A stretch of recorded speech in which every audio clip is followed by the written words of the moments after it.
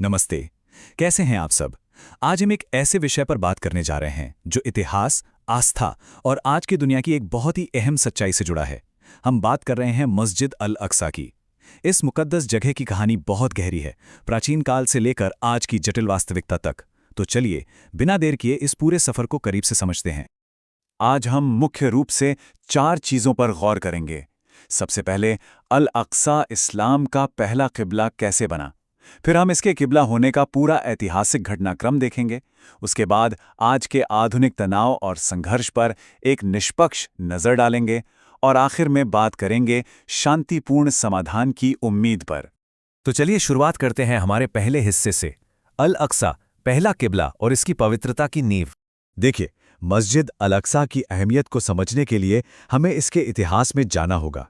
क्या आपको पता है कि यह इस्लाम का पहला किबला था? जी हां, शुरुआत में अल्लाह के हुक्म से मुसलमान इसी की तरफ रुख करके नमाज पढ़ते थे। और ये जगह सिर्फ यहीं तक सीमित नहीं है। पैगंबर मोहम्मद से पहले भी कई नबियों का इस जगह यानी बैतुल मुक़द्दस से गहरा नाता रहा है। ये एक ऐसी ज़मीन है जो इतिहास के कई पन्नों को समेटे हुए है। और यही वजह है कि आज भी मक्का और मदीना के बाद इसे इस्लाम की तीसरी सबसे मुक़द्दस मस्जिद माना जाता है। बिल्कुल साफ है ना कि इसकी ऐतिहासिक और रूहानी अहमियत कितनी ज्यादा है। अब आगे बढ़ते हैं और देखते हैं हमारा दूसरा हिस्सा, किबला का पूरा घटनाक्रम, यानी प्रार्थना की दिशा में हुए ऐतिहासिक बदलाव। अगर हम इस पूरी टाइमलाइन को देखें तो कहानी बहुत दिलचस्प हो जाती है। प्राचीन युग से ही बैतुल मुक़द्दस का पिछले नबियों से गहरा जुड़ाव रहा है। फिर आता है इस्लाम का शुरुआती दौर। इस्लाम की शुरुआत में तकरीबन 16 से 17 महीनों तक, जो ऐतिहासिक रूप से लगभग 623 से 624 ईस्वी के आसपास का समय माना जाता है, मुसलमानों ने अल्लाह के आदेश का पालन करते हुए अल अक्सा की तरफ रुख करके ही नमाजें अदा की। फिर क्या हुआ? उसके बाद कुरान में किबला बदलने का स्पष्ट हुक्म नाजिल हुआ और तब जाकर नमाज पढ़ने की यह दिशा मक्का में मौजूद काबा की तरफ बदल दी गई, जो आज तक कायम है। ये बदलाव अपने आप में एक बहुत बड़ा ऐतिहासिक पल था। चलिए अब इतिहास के पन्नों से निकलकर सीधे आज की हकीकत पर आते हैं। हमारा तीसरा हिस्सा है आधुनिक तनाव और संघर्ष, यानी आज का यरूशलेम का पुराना शहर।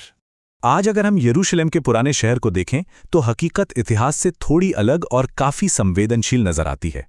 अल अक्सा मस्जिद परिसर आज दुनिया के सबसे बड़े फ्लैश पॉइंट्स में से एक है। अक्सर हमें देखने को मिलता है कि परिसर में जब इजरायली समूहों और भारी सुरक्षा बलों की मौजूदगी होती है तो वहां हालात काफी तनावपूर्ण हो जाते हैं।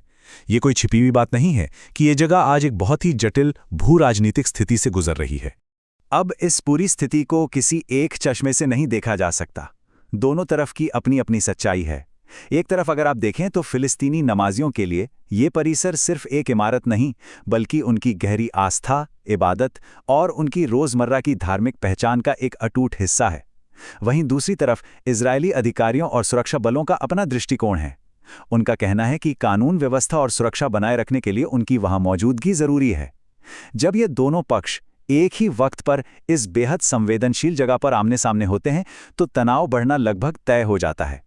हम यहाँ किसी का पक्ष नहीं ले रहे हैं, बल्कि सिर्फ उस वास्तविकता को सामने रख रहे हैं जो वहां जमीन पर घट रही है। अब आते हैं हमारे आखिरी और शायद सबसे जरूरी हिस्से पर, शांतिपूर्ण समाधान की उम्मीद और आगे का रास्ता।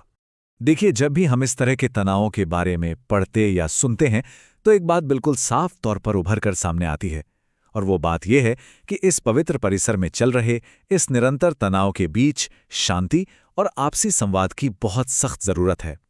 बात चाहे जो भी हो, हिंसा या लगातार टकराव से कोई हल नहीं निकलने वाला। इतने अहम और मुकद्दस स्थल के लिए बातचीत और एक टिकाऊ समाधान खोजना आज के समय की सबसे बड़ी मांग है। तो अंत में एक बहुत बड़ा सवाल हम सभी के सामने खड़ा होता है।